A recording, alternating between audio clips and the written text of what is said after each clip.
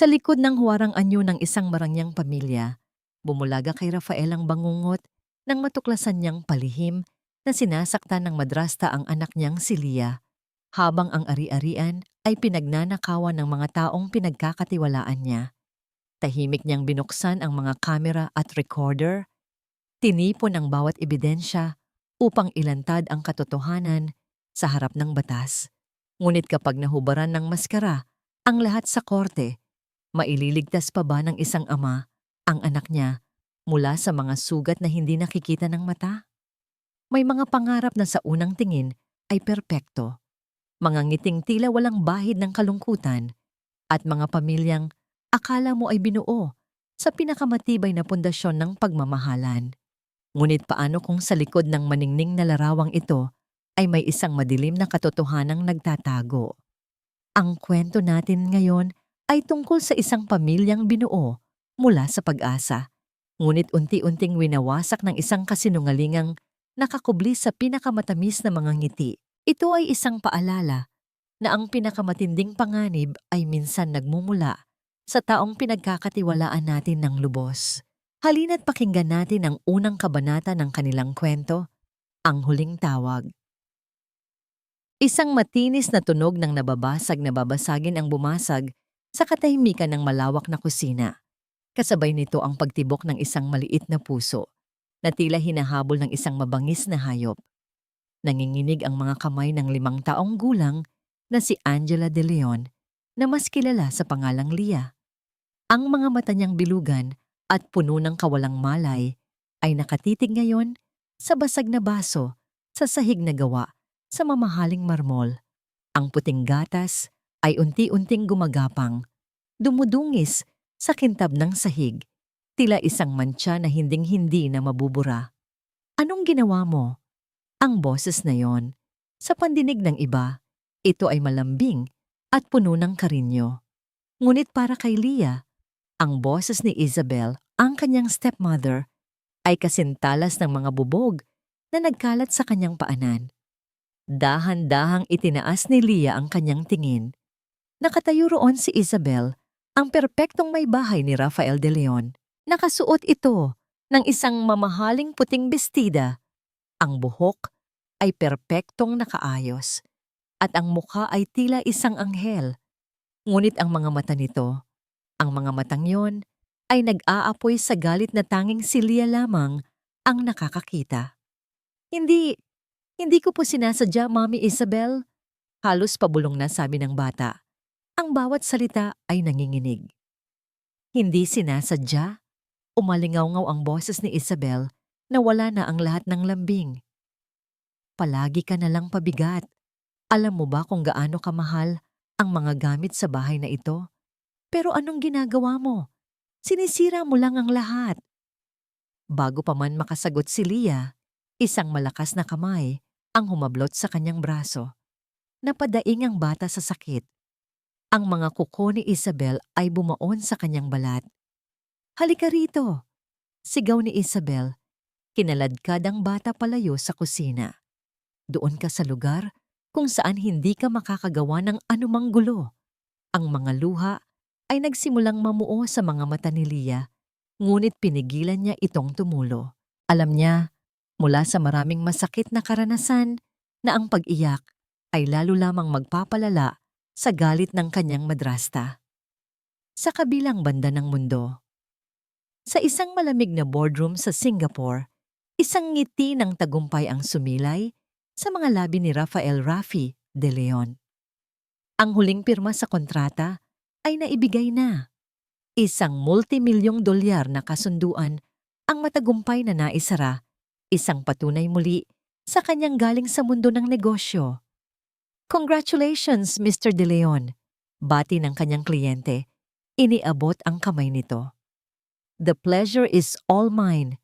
Magalang na tugon ni Rafi, isang matatag na pakikipagkamay ang kanyang isinukli. Habang nag-aayos ng kanyang mga gamit, hindi niya mapigilang buksan ang kanyang pitaka. Kinuha niya mula roon ang isang litratong luma na at medyo may tupi na sa mga gilid. Ito ang paborito niyang larawan, si Isabel, na may isang napakatamis na ngiti. At sa kandungan nito ay si Leah.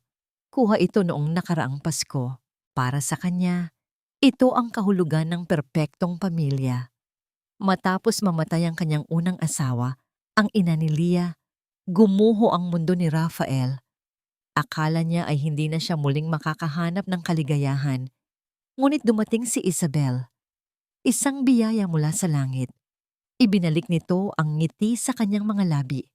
At higit sa lahat, tinanggap nito si Leah na parang tunay na anak. O iyon ang akala niya.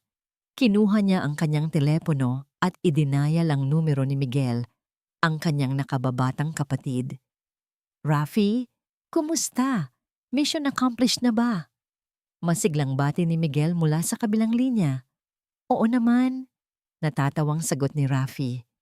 "Uuwi na ako bukas. Pakisabi kay Isabel, may sorpresa ako para sa kanila ni Leah. Sigurado akong matutuwa sila, lalo na si Leah, miss na miss ka na noon." Siya nga pala, tumawag si Isabel kanina. Nangangamusta lang. "Mukhang maayos naman ang lahat dyan," sabi ni Miguel. Isang mainit na pakiramdam ang bumalot sa puso ni Rafi. "Salamat sa pagbabantay sa kanila, Migs. Malaki ang utang na loob ko sa'yo." "Ano ka ba, kuya? Pamilya tayo." "Sige na, mag-iingat ka sa biyahe mo." Matapos ang tawag, tinitigan niyang muli ang litrato. Hindi niya napansin ang bahagyang pag-aalangan sa ngiti ni Leah sa larawan. Ang nakita lamang niya ay ang pamilyang pinangarap niya. Ang pamilyang pinagkakatiwalaan niya ng buong buo. Samantala, sa Forbes Park, ibinagsak ni Isabel si Leah sa loob ng madilim na walk-in closet ng guest room, isang silid na bihirang gamitin. Amoy alikabok at luma ang hangin sa loob. "Dito ka lang hanggang sa matuto ka ng leksyon mo," sigaw ni Isabel. Ang kanyang mukha ay isang nakakatakot na maskara ng galit. "At subukan mong gumawa ng ingay. Makikita mo ang hahanapin mo." Isang malakas na kalabog ang narinig ni Leah nang isara ang pinto. Kasunod ang tunog ng pag-ikot ng susi sa seradura. Naiwan si Leah sa ganap na kadiliman. Inakap niya ang kanyang mga tuhod. Sinubukang pigilan ang panginginig ng kanyang buong katawan. Hindi ito ang unang beses. Ngunit sa bawat pagkakataon, ang takot ay tila mas tumitindi. Ang dilim ay tila mas nakakasakal. Sa kanyang isipan, naririnig niya ang mga salita ng kanyang yumaong ina. "Huwag kang matakot sa dilim, anak. Isipin mo lang na ang mga bituin ay nagtatago, pero nandyan lang sila." Ngunit ngayon, tila walang mga bituin. Ang tanging naririnig niya ay ang mabilis na pagtibok ng kanyang puso at ang masasakit na salita ni Isabel na umuulit-ulit sa kanyang isip. "Pabigat ka. Sana hindi ka na lang ipinanganak. Kung hindi dahil sa'yo, mas masaya sana kami ng papa mo." Sa gitna ng kanyang paghihinagpis, isang alaala ang biglang pumasok sa kanyang isipan. Ang kanilang dating yaya, si Yaya Elma, bago ito paalisin ni Isabel. May ibinulong ito sa kanya isang araw. "Leah, iha, kapag natakot ka at wala si Sir Rafael, kapag kailangan mo ng tulong, itago mo itong papel na ito. Saulo mo ang mga numero. Tawagan mo si Kuya Mateo. Sasagutin ka niya. Palagi." Si Kuya Mateo, ang namamahala sa buong village.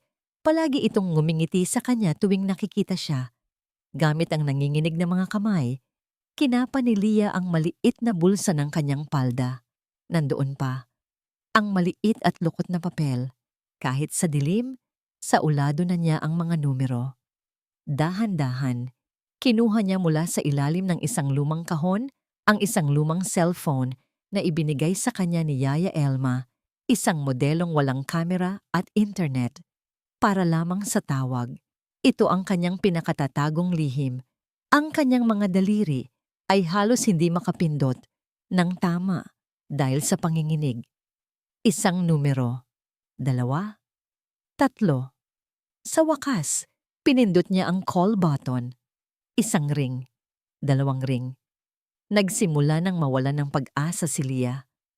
At bigla, Isang boses ang sumagot mula sa kabilang linya. Hello, Mateo Reyes speaking.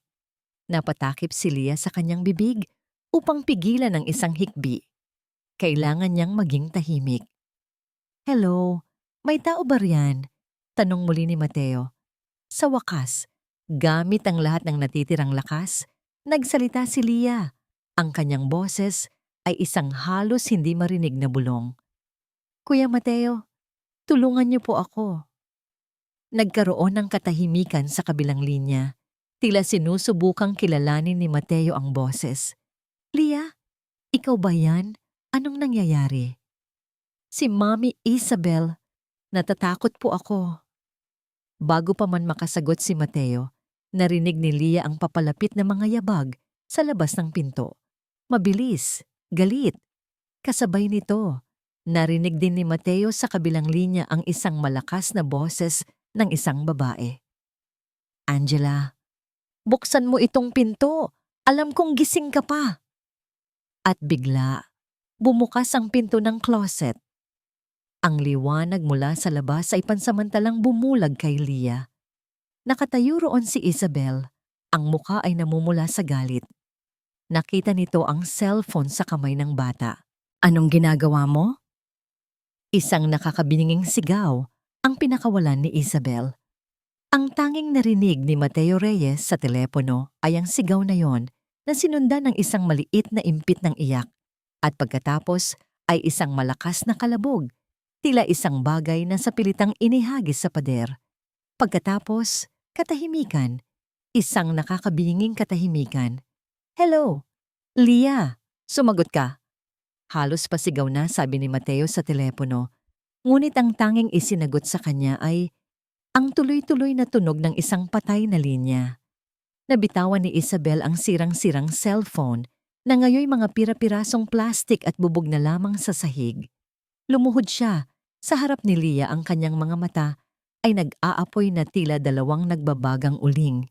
Hinawakan niya ng mahigpit ang magkabilang balikat ng bata. Sinong tinawagan mo? Mariing tanong niya.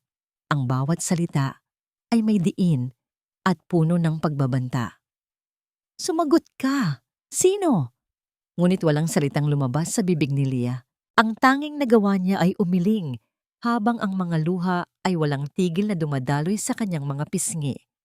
Ang kanyang buong katawan ay nanginginig sa takot na hindi niya pa kailanman naramdaman. Sa kabilang banda, sa security office ng Forbes Park, nakatayo pa rin si Mateo Reyes, hawak ang teleponong wala ng silbi. Ang kanyang noo ay kulubot sa pag-aalala. Ang boses ng bata, ang takot sa boses na yon, ay malinaw na nakaukit sa kanyang isipan. Ang sigaw ng babae, ang kalabog. Hindi ito isang simpleng pagtatampo ng isang bata. Iba ito. May mali. May masamang nangyayari sa loob ng mansyon ng mga De Leon. Hindi siya pwedeng magkamali. Hindi niya ito pwedeng ipagsawalang bahala. Mabilis niyang kinuha ang susi ng kanyang service vehicle at ang kanyang radyo. Kailangan niyang puntahan ang bahay ng mga De Leon. Ngayon din, ang bawat kilometrong tinatakbo ng sinasakyan ni Rafael De Leon palayo sa airport ay tila isang pulgadang naglalapit sa kanya sa kapayapaan. Ang matagumpay na biyahe sa negosyo ay nagbigay sa kanya ng kasiyahan, ngunit walang hihigit pa sa pakiramdam ng pag-uwi sa kanyang pamilya. Hawak niya ang isang maliit na kahon na nababalot sa magandang papel. Isang kwintas. Simple lang, ngunit mamahalin. Isang sorpresa para kay Isabel. Pasasalamat sa pagiging isang napakabuting asawa at ina. Mayroon din siyang isang malaking robot na laruan para kay Leah na siguradong ikalulundag nito sa tuwa. Ang mga munting bagay na ito ang bumubuo sa kanyang kaligayahan. Ang pagbibigay ng lahat para sa dalawang babaeng pinakamamahal niya sa buong mundo. Nananabik ang kanyang puso habang papasok ang sasakyan sa mga dambuhalang gate ng Forbes Park. Ito na ang kanyang kaharian, ang kanyang santuwaryo. Ang lugar kung saan ang lahat ng pagod at problema ng mundo sa labas ay nawawala. Ngunit paghinto ng sasakyan sa tapat ng kanilang mansyon, isang hindi pangkaraniwang tanawin ang sumalubong sa kanya. Nakatayo sa may pintuan si Mateo Reyes, ang property manager ng village. Ang kanyang tindig ay tensyonado at ang kanyang mukha ay seryoso. Kaharap nito si Isabel na nakahawak sa kanyang dibdib, ang mukha ay nagpapakita ng pagkagulat at tila nasasaktan. Agad na kumunot ang noo ni Rafi. Bumaba siya ng sasakyan, isang biglaang kaba ang gumapang sa kanyang dibdib. Anong ginagawa ni Mateo dito? Bakit ganito ang itsura ng kanyang asawa? Isabel, anong nangyayari? Tanong niya. Ang kanyang boses ay nagpapakita ng pag-aalala. Pagkarinig sa kanyang boses, lumingon si Isabel. Ang kanyang mga mata ay agad na nanubig. Tumakbo siya papalapit kay Rafi at yumakap ng mahigpit. Rafi, mahal, buti na lang dumating ka. Anong problema? Tanong niyang muli. Hinahaplos ang likod ng kanyang asawa habang ang kanyang mga mata ay matalim na nakatitig kay Mateo. Humiwalay sa pagkakayakap si Isabel, pinunasan ang kanyang mga luha. Itong si Mr. Reyes. Pinasok niya ang bahay natin. Pinagbibintangan niya ako ng kung ano-ano. Sinasabi niyang sinasaktan ko raw si Leah. Ang bawat salita ni Isabel ay tila isang patalim na tumusok sa puso ni Rafi. Tumingin siya kay Mateo. Ang kanyang pagkalito ay napalitan ng unti-unting namumuong galit. Kilala niya si Mateo bilang isang disenteng tao. Ngunit ang akusasyon nito ay hindi kapani-paniwala. Mr. Reyes, anong kalokohan ito? Mariing tanong ni Rafi. Magalang na yumuko si Mateo, ngunit hindi natinag ang determinasyon sa kanyang mga mata. Sir Rafael, pasensya na po sa abala. Ngunit may tumawag po sa akin. Isang bata. Si Leah po. Humihingi ng tulong at narinig ko po sa telepono ang... Natigilan siya, tila naghahanap ng tamang salita. Ang sigaw ng inyong misis bago naputol ang linya. Isang sigaw? Umismid si Isabel. Ang kanyang boses ay nanginginig sa pagkukunwaring galit. Nagdidisiplina ako ng anak ko, Rafi. Nagtapon siya ng gatas at nagkulong sa kwarto. Bilang ina, kailangan ko siyang turuan ng leksyon. At ngayon, dahil sa isang pagtatampo ng bata, ganito na ang iisipin niya sa akin na sinasaktan ko ang sarili kong anak? Muling bumuhos ang mga luha ni Isabel at sa pagkakataong ito, mas malakas ang kanyang mga hikbi. Hindi mo alam kung gaano kasakit marinig yan, Rafi. Lahat ng ginagawa ko ay para sa pamilyang ito. Para sa'yo. Para kay Leah. Tapos ito ang mapapala ko. Nahati ang damdamin ni Rafi. Ang seryosong mukha ni Mateo. Ang mga luhang puno ng sakit ng kanyang asawa. Ngunit sa huli, nanaig ang pagmamahal at pagtitiwala niya kay Isabel. Paano niya pagdududahan ang babaeng nagbalik ng kulay sa kanyang buhay, ang babaeng tinuring si Leah na parang tunay na anak? Humarap siya kay Mateo. Ang kanyang boses ay malamig at may awtoridad. Mr. Reyes, I appreciate your concern, but you are out of line. Kung may problema man kami sa pagpapalaki ng aming anak, problema na namin yon. Huwag ka nang makialam. Bumagsak ang mga balikat ni Mateo. Tumango siya ng marahan. Naiintindihan ko po, sir. Muli, pasensya na po. Tumingin siya kay Isabel na may lungkot sa kanyang mga mata bago tuluyang tumalikod at umalis. Nang mawala na sa paningin si Mateo, niyakap ni Rafi si Isabel. Shh, tahan na. Ako nang bahala. Huwag mo nang isipin yon. Salamat, mahal. Bulong ni Isabel. Isinubsob ang mukha sa dibdib ni Rafi. Ngunit sa likod ng mga luhang iyon, isang munting ngiti ng tagumpay ang sumilay sa kanyang mga labi. Pumasok sila sa loob ng bahay. Ang katahimikan ay tila hindi natural. Nasaan si Leah? Tanong ni Rafi. Nasa kwarto niya. Nagpapahinga. Mahinang sagot ni Isabel. Umakyat si Rafi sa hagdanan at dahan-dahang binuksan ang pinto ng silid ni Leah. Nakita niya ang kanyang anak na nakaupo sa kama. Yakap-yakap ang paborito nitong teddy bear. Pagkakita sa kanya, walang naging reaksyon ng bata. Walang-walang ngiti. Walang pananabik. Tila isa itong manika na walang buhay. Leah, anak, Papa's home. Malambing na sabi ni Rafi. Umupo sa tabi nito. Itinaas ng bata ang kanyang tingin. May takot sa kanyang mga mata. Isang takot na hindi maintindihan ni Rafi. May sorpresa si Papa sa'yo. Sabi niya, iniabot ang laruang robot. Kinuha ito ni Leah, ngunit hindi man lang ngumiti. Niyakap niya ito ng mahigpit. Yumuko si Rafi upang yakapin ang kanyang anak, ngunit naramdaman niya ang paninigas ng katawan nito. Hindi ito gumanti ng yakap. Nang humiwalay siya, hinawakan niya ang kamay nito. At doon, sa ilalim ng dim na ilaw ng lampara, may napansin siya. Isang maliit, bilog, at medyo naninilaw na pasa sa pulsuhan ng kanyang anak. Maliit lang, halos hindi mapapansin. Kumunot ang kanyang noo. Anak, anong nangyari dito sa kamay mo? Mabilis na binawi ni Leah ang kanyang kamay at itinago sa kanyang likuran. Sakto namang pumasok si Isabel sa silid. Oh, yan ba? Sabi niya, na tila walang anuman. Nadulas siya kanina habang naglalaro sa garden. Buti nga at gasgas lang ang natamo. Ang likot-likot kasi. Tumingin si Rafi kay Leah na nakayuko lamang at hindi nagsasalita. Ang paliwanag ni Isabel ay makatwiran. Mga bata, laging nadadapa. Ngunit may isang bagay sa loob niya na hindi mapakali. Isang malamig na tinik na biglang sumundot sa kanyang puso. Pinilit niyang ngumiti. Okay anak, mag-ingat ka sa susunod ha? Sige na, magbihis ka na para sa hapunan. Bumaba sila para sa hapunan at hindi nagtagal, dumating si Miguel. Kuya, welcome home! Masayang bati nito, tinapik siya sa balikat. Nabalitaan ko yung nangyari kanina. Yang si Mateo, medyo tsismoso talaga yan. Huwag niyo nang pansinin.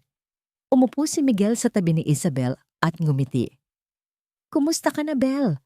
Huwag mo nang dibdibin niyo yon. Alam naman nating lahat kung gaano mo kamahal si Leah. Salamat, Miguel. Sagot ni Isabel. Isang matamis na ngiti ang ibinigay sa kanyang bayaw. Ang mga salita ni Miguel ay tila isang balsamo sa naguguluhang isipan ni Rafi. Tama ang kapatid niya. Guni-guni niya lang siguro ang lahat. Masyado lang siyang napagod sa biyahe. Kailangan niyang magtiwala sa kanyang asawa. Natapos ang gabi na may pilit na ngiti at mga paksang malayo sa nangyari kanina. Ngunit nang mahiga na si Rafi sa kama, katabi ang mahimbing na natutulog na si Isabel, hindi siya dinalaw ng antok. Paulit-ulit na naglalaro sa kanyang isipan ang mga nangyari.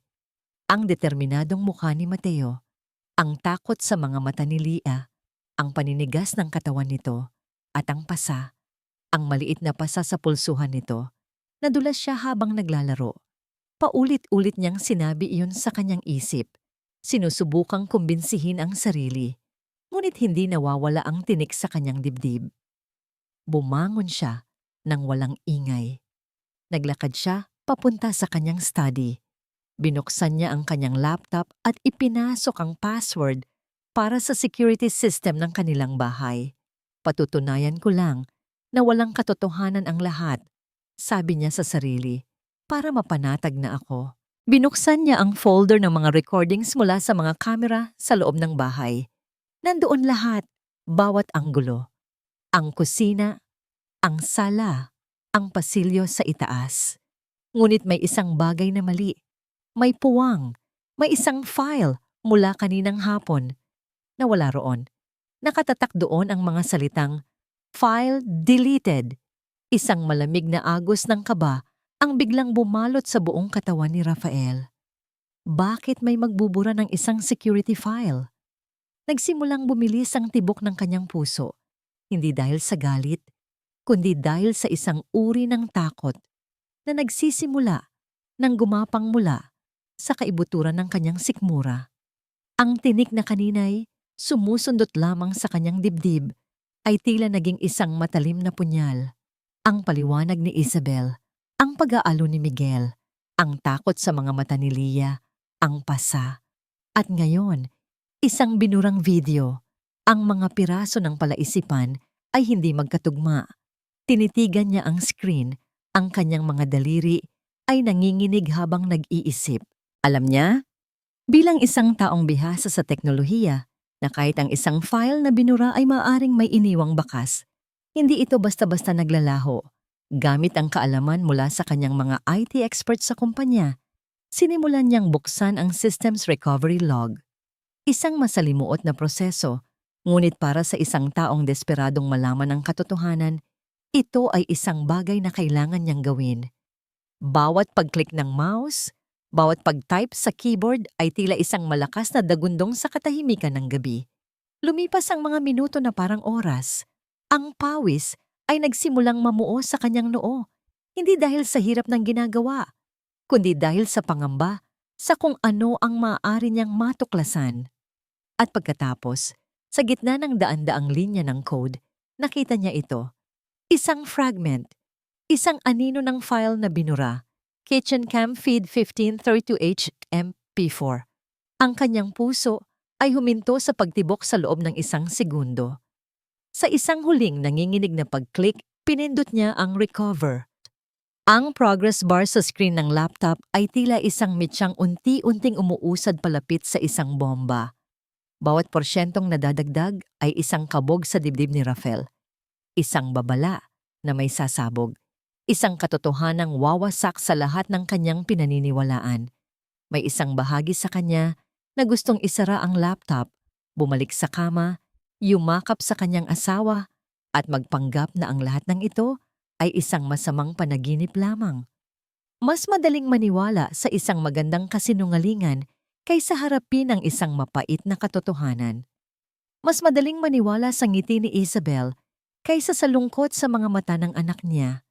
Ngunit ang imahe ng pasa sa pulsuhan ni Leah at ang takot nito kanina ay hindi pa naginap. Totoo ang mga yon. At bilang ama, obligasyon niyang alamin kung bakit. Ang pagkakatanggal ng file ay hindi isang aksidente. File recovery successful. Isang malamig na hangin ang tila dumaan sa kanyang batok. Huminga siya ng malalim. Pinatatag ang kanyang nanginginig na mga daliri at pinindot ang play. Nagsimula ang video. Ang unang imahe ay pamilyar. Ang kanilang malinis at modernong kusina, naliligo sa sikat ng araw sa hapon. Sa unang tingin, lahat ay normal. Nakatayo roon si Leah, hawak ang isang baso ng gatas. Sinusubukan nitong abutin ang isang garapon ng cookies sa ibabaw ng counter. Ngumiti ng bahagya si Rafael, bagamat may halong kaba.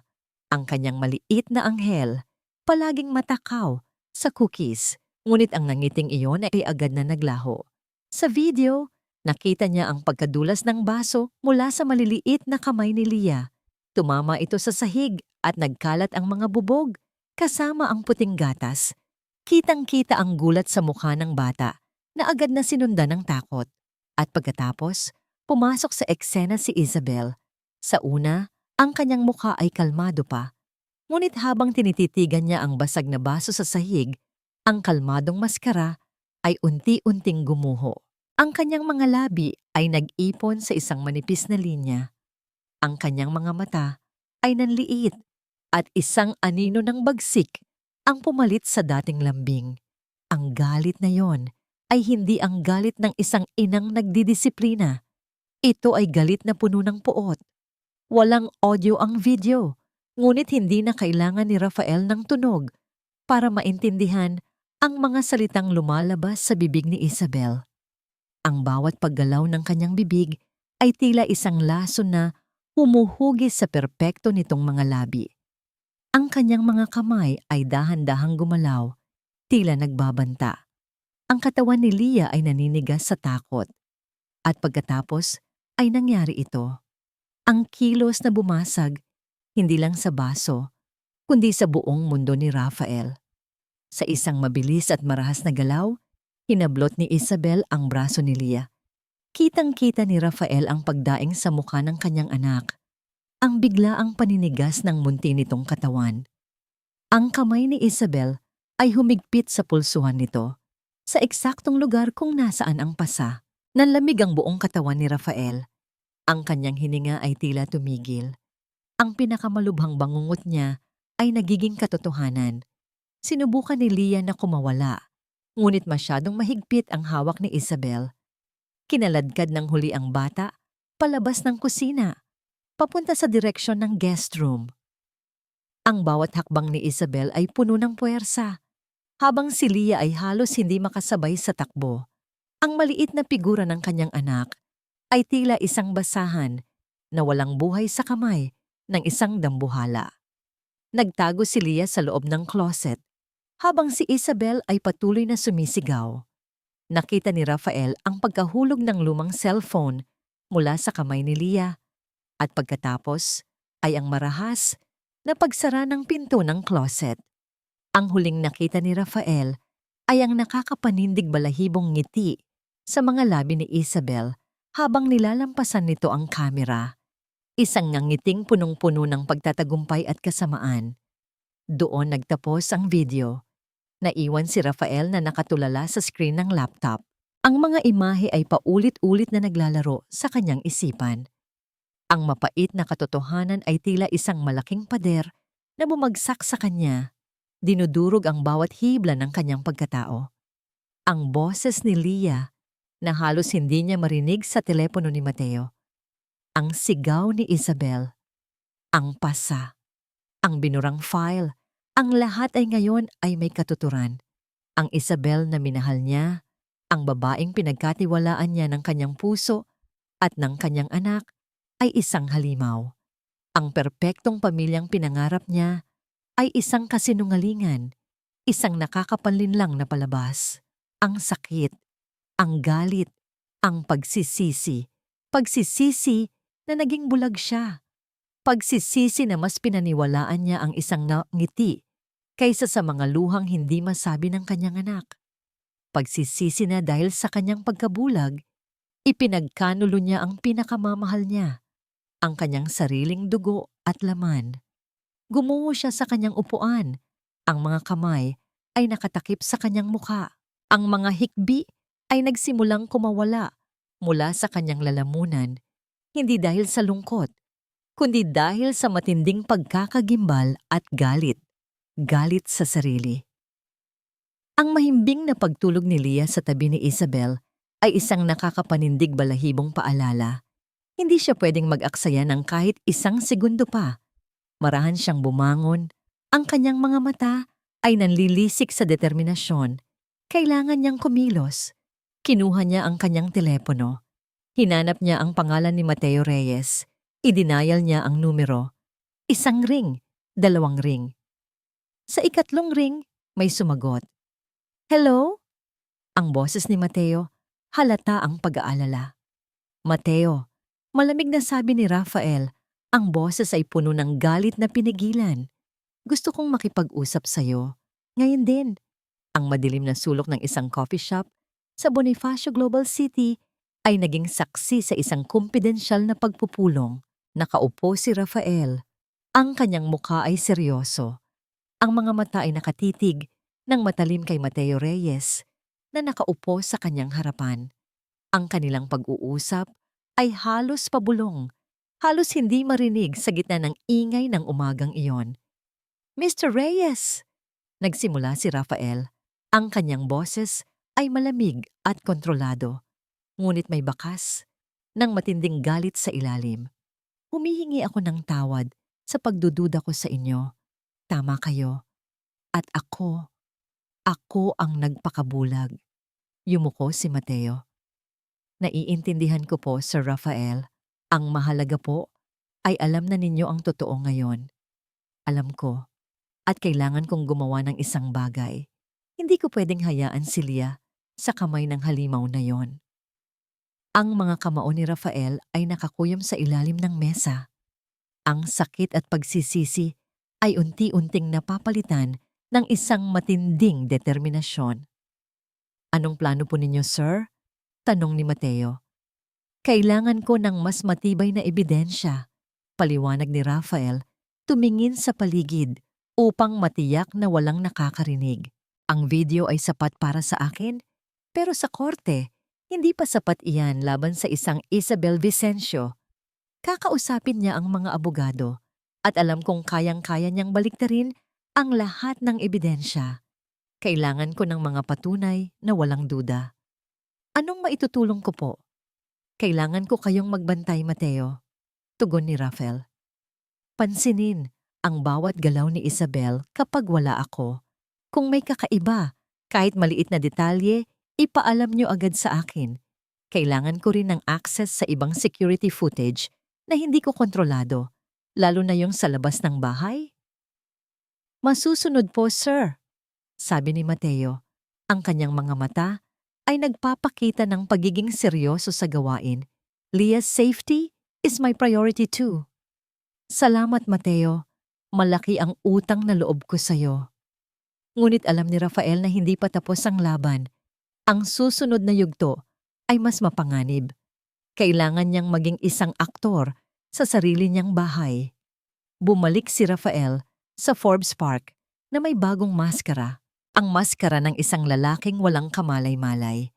Isang lalaking nababalutan pa rin ng pagmamahal sa kanyang asawa. Pagdating niya, sinalubong siya ni Isabel na may matamis na ngiti.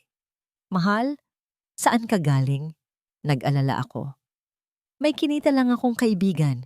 Kaswal niyang tugon, niyakap si Isabel. Ang paghawak niya sa kanyang asawa ay tila isang estranghero. Nagpipigil siya ng pagduduwal. Kumusta si Leah? Ayos lang siya. Naglalaro sa kwarto niya. Sagot ni Isabel. Pinisil ang kanyang pisngi. Sabi ko naman sa'yo, okay na ang lahat.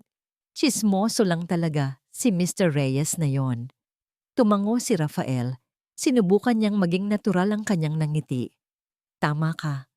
Pinalayas ko na nga. Hindi na siya manggugulo ulit.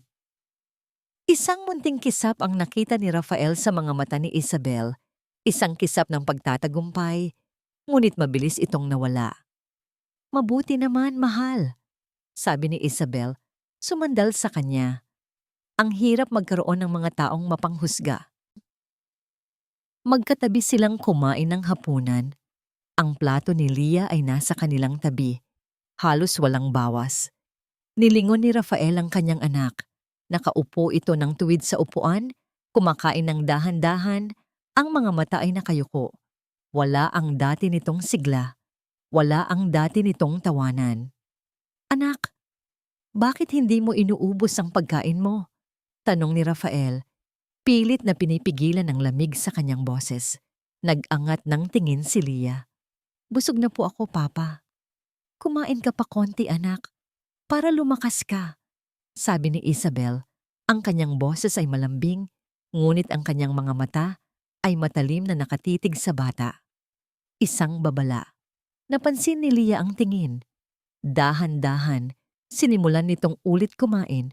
Kahit halatang wala na itong gana, pinilit ni Rafael na maging normal ang lahat.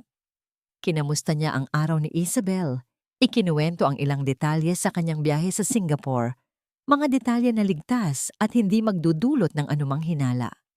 Ngunit sa ilalim ng mesa, ang kanyang mga kamay ay nakakuyom. Bawat matamis na ngiti ni Isabel, bawat lambing nito sa kanya, ay tila isang laso na bumubulwak sa kanyang sistema. Pagkatapos ng hapunan, nagpaalam si Rafael na maliligo. Ngunit sa totoo lang, may iba siyang misyon. Habang umaakyat si Rafael sa hagdan, may naramdaman si Isabel. Isang kakaibang pakiramdam. Masyadong kalmado si Rafi. Masyadong madali siyang naniwala. Isang instinct ang nagsabi sa kanya na mag-ingat. Nang pumasok si Rafi sa banyo at marinig ni Isabel ang tunog ng tubig na bumubuhos mula sa shower, agad siyang tumayo. Dahan-dahan siyang naglakad papunta sa kanyang bag. Kinuha niya ang cellphone ni Rafi. Nag-atubili siya ng bahagya, ngunit nanaig ang hinala. Binuksan niya ang telepono, hinanap ang call logs at messages. Wala siyang nakitang kakaiba. Pawang mga tawag mula sa opisina at mga mensahe mula sa kanyang mga kaibigan. Ang huling tawag ay para kay Miguel. Nakahinga siya ng maluwag. Siguro nga ay nag-overthink lang siya. Isinara niya ang telepono at ibinalik sa loob ng bag. Eksaktong kung saan niya ito nakuha. Hindi niya namalayan na sa ilalim ng telepono Merong isang maliit na tracker na idinikit si Rafael kaninang umaga. Samantala, sa kabilang linya, nakaupo si Miguel sa kanyang opisina, kinakausap ang kanyang kasabwat. Kailangan nating mag-ingat, pre. Masyadong kalmado si Rafael. Baka may balak yan. Hindi mo pa rin ba sigurado na naniniwala siya sa'yo? Tanong ng kasabwat. Mahirap basahin si Rafi. Masyado siyang matalino. Pero huwag kang mag-alala. Kung may alam man siya, malalaman natin. Sagot ni Miguel, ngumiti ng mapanlinlang. Basta, ipagpatuloy mo lang ang plano. Tiyakin mong walang makakapigil sa atin. Matapos ang shower, lumabas si Rafael. Tila walang kamalay-malay sa ginawa ni Isabel. Nagkwentuhan sila nang sandali bago siya dumiretso sa silid ni Leah. Mahimbing na ang tulog nito. Lumuhod siya sa tabi ng kama. Hinaplos niya ang buhok ng kanyang anak. Ang sakit sa kanyang puso ay tila bumabaha at ang galit ay unti-unting lumalakas. Papa will protect you, anak. Bulong niya. Pangako. Dahan-dahan, kinuha niya mula sa kanyang bulsa ang isang maliit na laruang teddy bear na binili niya para kay Leah sa Singapore. Ito ang paborito nitong laruan. Kinapa niya ang likod ng teddy bear at kinuha ang maliit na recorder. Hindi ito nakadikit sa laruan, kundi nakatago sa loob ng isang lihim na bulsa. Maliit lang yon, halos hindi mapapansin. Ngunit bawat tunog na maririnig ni Leah mula ngayon, bawat salitang sasabihin ni Isabel, ay maririnig din niya. Maingat niyang inilagay ang maliit na recorder sa loob ng tahi ng paboritong teddy bear ni Leah. Tiyak na hindi ito mapapansin. Ibinigay niya ito sa bata. Inilagay sa tabi nito habang natutulog. Habang papalabas siya ng silid, lumingon siya sa kanyang anak na mahimbing na natutulog, hawak ang teddy bear. Ang recorder na yon ang magiging kanyang mga mata at tenga sa loob ng bahay na ngayon ay naging isang piitan para sa kanyang anak. Ang mansyon ng mga De Leon ay tahimik na nakatayo sa ilalim ng madilim na kalangitan, tila isang napakalaking anino sa gitna ng mga puno sa Forbes Park. Sa loob, sa kanyang silid-aralan, nag-iisa si Rafael. Nakaupo siya sa kanyang leather armchair. Ang lampara sa kanyang tabi ay nagbibigay lamang ng mahina at dilaw na liwanag na sapat upang masilayan ang nakatagong recorder na hawak niya sa kanyang palad. Huminga siya ng malalim. Ang kanyang puso ay kumakabog ng malakas. Ang maliit na aparato na ito, na kinuha niya mula sa loob ng teddy bear ni Leah, ay maaring maging susi o ang tuluyang magpapabagsak sa kanyang mundo. Pinindot niya ang play. Sa una, ingay lamang ng bahay ang maririnig. Ang malabong tunog ng TV sa sala, ang pagdaan ng sasakyan sa labas, at pagkatapos, ang boses ni Leah, mahina at nag-iisa, na tila naglalaro sa kanyang sarili. Isang hikbi ang sumingaw mula sa lalamunan ni Rafael, ang kanyang anak. Ngunit nagbago ang lahat nang marinig niya ang tunog ng pagbukas ng pinto ng silid, kasunod ang malambing na boses ni Isabel. Oh, nag-iisa ka pala rito, Leah. Wala ba ang papa mo? Ang boses ni Leah ay halos hindi marinig. Wala po, Mami Isabel. At pagkatapos, ang pagbabago. Ang lambing ni Isabel ay biglang napalitan ng paimbabaw na lamig. Mabuti naman, may pag-uusapan tayo. At sana, sa pagkakataong ito, maintindihan mo na ang iyong sitwasyon. Narinig ni Rafael ang mga salitang dumaloy mula sa recorder. Mga salitang nagpalambot sa kanyang mga kalamnan, nagpatigas sa kanyang panginginig, mga banta, mga paghamak. Ang bawat salita ay tila bumubuo ng mas malalim na sugat sa puso niya.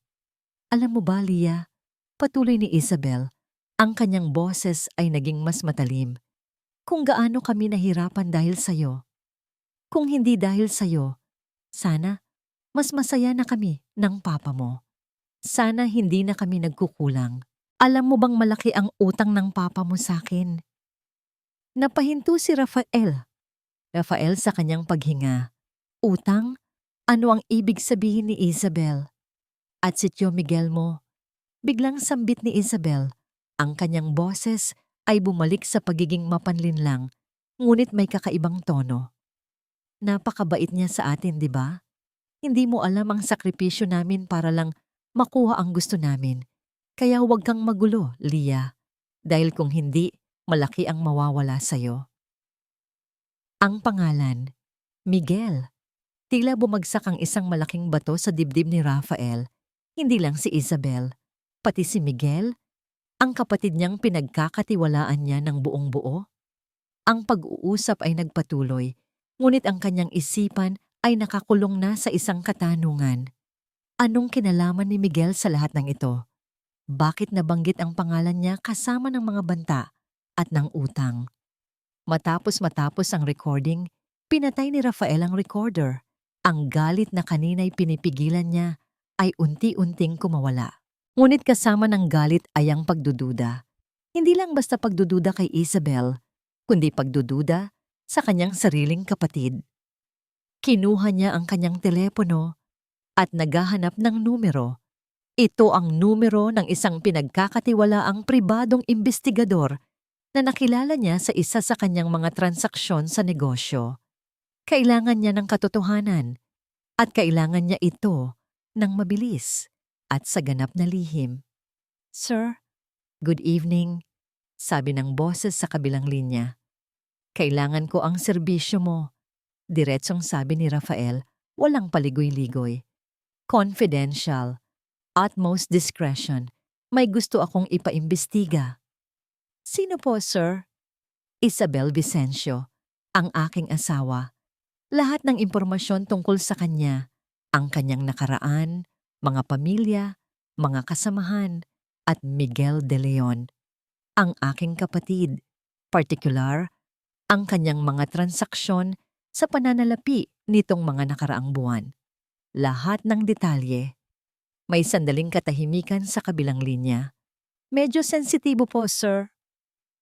"Mas sensitibo ang kaso ko, detective. Ang buhay ng anak ko ang nakataya. Magkano man ang gastusin babayaran ko, basta makuha ko ang katotohanan." "Masusunod po, sir. Mayroon po ba kayong initial leads?" "Mayroon akong audio recording. Ipapadala ko sa iyo bukas. Pero simulan mo na ang investigasyon ngayon. At huwag na huwag kang magpapaalam kanino man, ni kanino man." Matapos ang tawag, inilagay ni Rafael ang telepono. Ang kanyang utak ay patuloy na nagtatrabaho. Kung totoo ang hinala niya, mas malalim ang ugat ng kasamaang ito kaysa sa kanyang inakala. Kinabukasan, sa tanggapan ni Rafael, pilit niyang pinanatili ang kanyang normal na pag-uugali. Nagpaalam siyang pupunta sa golf course, ngunit imbes na maglaro, inayos niya ang isang casual na pagpupulong kay Miguel. "Kuya, buti nakasama ka. Kailangan ko rin ng kausap tungkol sa ilang investments."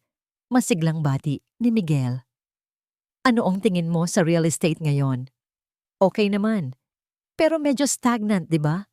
Kaswal na sabi ni Rafael, sinusuri ang kapatid.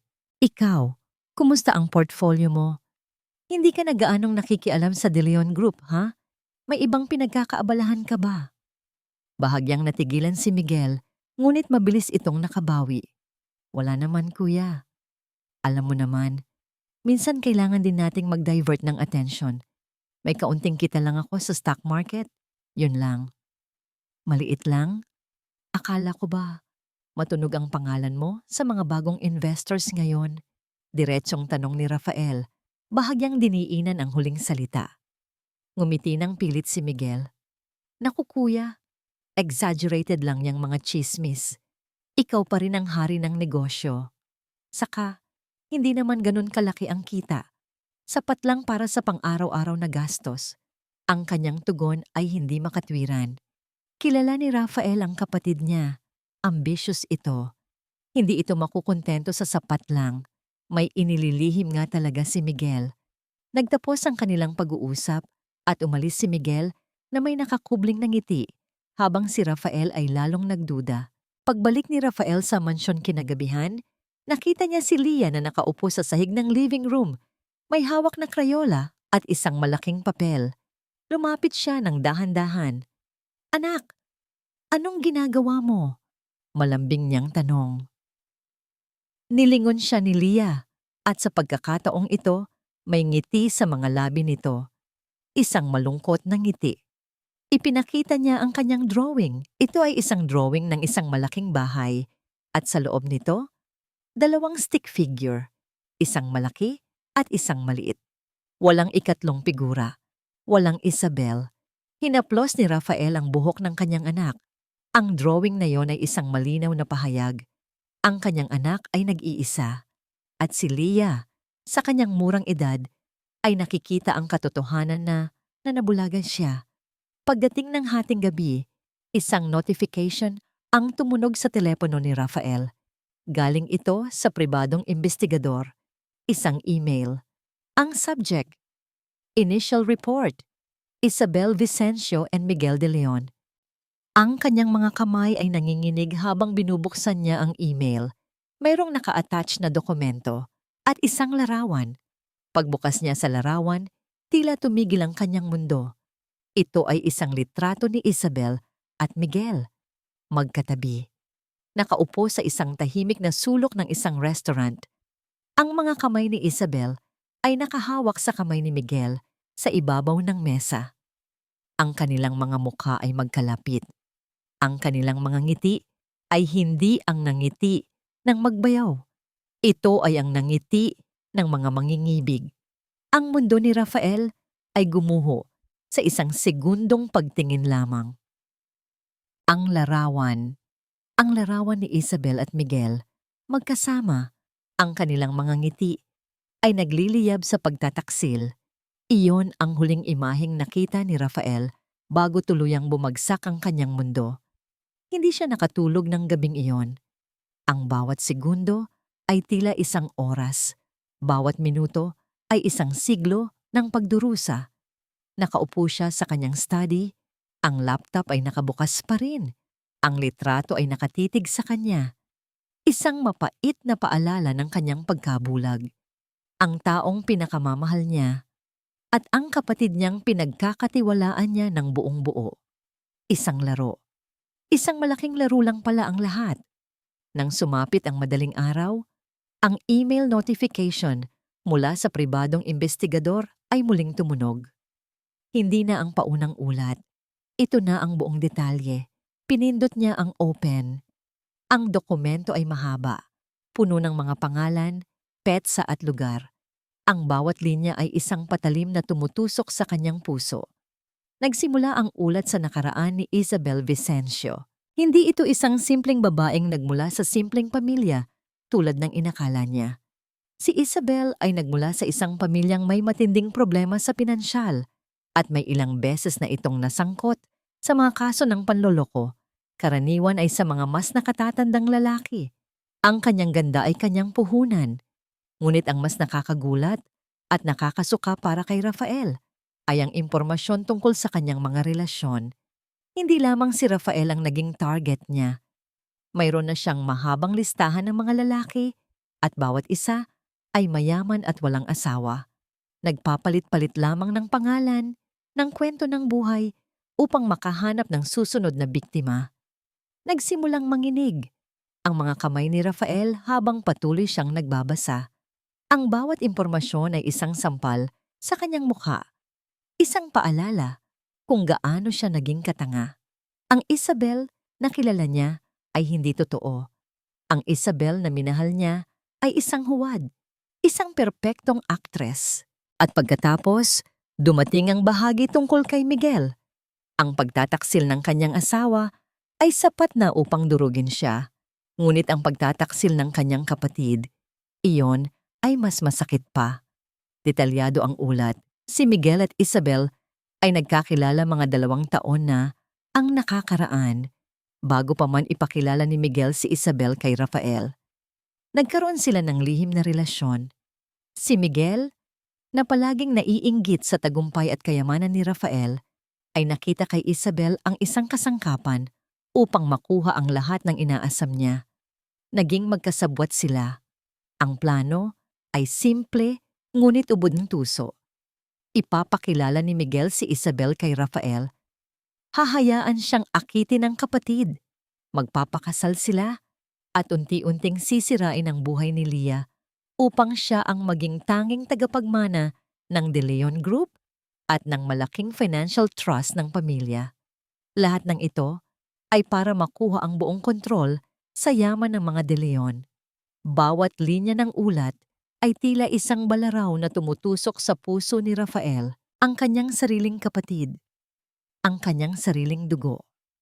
Ang taong pinakamalaki ang tiwala niya matapos ang pagkamatay ng kanyang asawa. Si Miguel ang kanyang sandalan. Si Miguel ang nagpakilala kay Isabel. Ang lahat ay isang malaking, nakakasuklam na palabas. Ngunit ang pinakamalaking dagok ay nasa huling bahagi ng ulat. Isang medikal na dokumento. Medical report. Isabel Vicencio. Status: pregnant. Father: unknown, pending DNA test. Biglang nanindig ang balahibo ni Rafael. May anak si Isabel at hindi siya ang ama. Nagpatuloy siya sa pagbabasa, ang kanyang mga mata ay nanlalaki sa bawat salitang nakasulat. Mayroong naka-attach na preliminary DNA test result na kinuha mula sa mga sample na nakuha ng investigador. Ang resulta ay malinaw. Hindi si Rafael de Leon ang ama. Nagsimulang umikot ang kanyang paningin. Hindi lamang nila siya niloko. Hindi lamang nila sinasaktan ang kanyang anak. Hindi lamang nila gustong kunin ang kanyang yaman. Nilalayon din nilang palitan siya. Gusto nilang burahin ang kanyang linya ng dugo. Ang mga layunin ni Miguel at Isabel ay mas malalim pa sa pagkuha ng pera. Ito ay tungkol sa kapangyarihan, sa pagpapalit ng dugo, sa pagmamay-ari ng apelyidong De Leon sa pamamagitan ng isang bata na galing sa kanilang pagtataksil. Ito ang pinakaubod ng kasamaan na kailanman ay naisip ni Rafael. Ang buong silid ay tila umikot. Nahulog ang laptop mula sa kanyang kandungan. Ang sakit, ang galit, ang pagkamuhi. Lahat ay naghalo-halo sa isang napakalaking pagsabog ng emosyon. Hindi niya maintindihan kung paano siya naging ganito kabulag, kung paano naging ganito kagahaman ang kanyang kapatid, kung paano naging ganito kademonyo ang babaeng pinakasalan niya.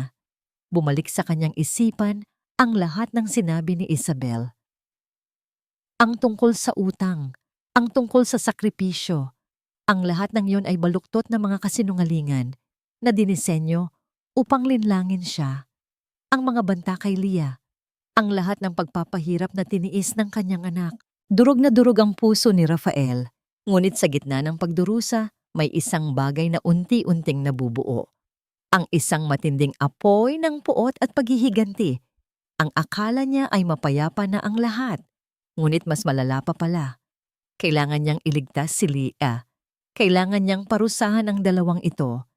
Isang matamis na ngiti ang biglang lumitaw sa bibig ni Isabel. Mahal, buntis ako. Magkakababy na tayo. Nakatayo si Isabel sa may pintuan ng kanyang study. Ang kanyang tiyan ay bahagyang umuumbok. Ang kanyang mga mata ay nagniningning sa tuwa. Ang kanyang ngiti ay perpekto. Isang ngiti na ngayon ay nakikita ni Rafael bilang ngiti ng demonyo. Tinitigan ni Rafael ang kanyang asawa. Ang kanyang muka ay walang emosyon, maliban sa isang malamig na panginginig sa kanyang panga. Buntis ka, mahinang sabi niya. Ang kanyang boses ay parang isang bulong ng hangin. Lumapit si Isabel, hinawakan ang kanyang tiyan. Oo, mahal. Magkakaroon tayo ng isang maliit na angel, isang tunay na anak natin. Ang tunay na anak natin ay tila libu-libong karayom na tumusok sa puso ni Rafael. Ang kasinungalingan, ang kapaimbabawan, ang demonyong nakatago sa likod ng magandang mukha. Hindi niya kailangang magtanong. Alam na niya. At ngayon, kailangan niyang umarte. Ang mga salitang, "Buntis ako, mahal," ay umalingaw-ngaw sa isipan ni Rafael. Ngunit hindi ito nagdulot ng tuwa kundi matinding puot. Pinilit niyang isuot ang maskara ng isang lalaking masaya sa balita ng pagdating ng isang anak. Ngunit sa loob-loob niya, isang malamig na giyera na ang nagaganap. Ang sumunod na 2 araw ay tila isang nakakapanindig balahibong laro ng pusa at daga. Nagpanggap si Rafael na walang alam. Sinundan ang bawat utos ni Isabel at pilit nang ngumiti sa kanya. Ngunit sa bawat yakap, bawat halik, bawat mahal kita, ay tila nagdaragdag ng lason sa kanyang sistema. Naramdaman ni Isabel ang kakaibang katahimikan ni Rafael. Ang kanyang matalas na instinct bilang isang manloloko ay nagsimulang magbigay ng babala. Masyadong kalmado si Rafi. Masyadong madali siyang naniwala sa kanyang pagbubuntis. May mali. Isang araw, habang si Rafael ay nasa trabaho, sa katotohanan, nakikipagpulong siya sa kanyang abogadong si Attorney Ramirez at kay Mateo Reyes, nakatanggap si Isabel ng tawag mula kay Miguel. "Bel, kailangan nating mag-usap. Ngayon na." Ang boses ni Miguel sa kabilang linya ay seryoso. Palagay ko, may alam na si Rafael. Agad na naramdaman ni Isabel ang kaba. "Anong sinasabi mo?" Masyado siyang kalmado at may nakita akong kakaiba sa kanyang opisina. Tila may hinahanap siya. Hindi tayo pwedeng magpabaya. Nagsimulang gumana ang utak ni Isabel. Hindi sila pwedeng mahuli. Ang kanilang plano ay masyado nang malalim. Masyado nang malaki ang pinuhunan nila para masira. Ang pagbubuntis niya ay ang kanilang huling alas. "Kailangan nating unahan siya, Miguel," desididong sabi ni Isabel. "Kailangan nating atakihin siya bago pa man niya tayo maibuko." "Anong plano mo?" tanong ni Miguel. "Bibigyan natin siya ng problema. Isang malaking problema na hinding-hindi niya malilimutan. Lalabas siya na baliw. At tayo? Tayo ang magiging biktima." Kinabukasan ng gabi, naghihintay si Rafael sa kanyang study, nakikinig sa recorder mula sa teddy bear ni Leah. Wala siyang narinig na anumang masama mula kay Isabel. Halos perpekto ang pag-arte nito sa harap ni Leah. Ngunit alam niyang ito ay ang katahimikan bago ang bagyo. Nagkaroon ng malakas na katok sa pintuan. "Mahal, pwedeng pumasok?" Ang boses ni Isabel, malambing. Binuksan ni Rafael ang pinto.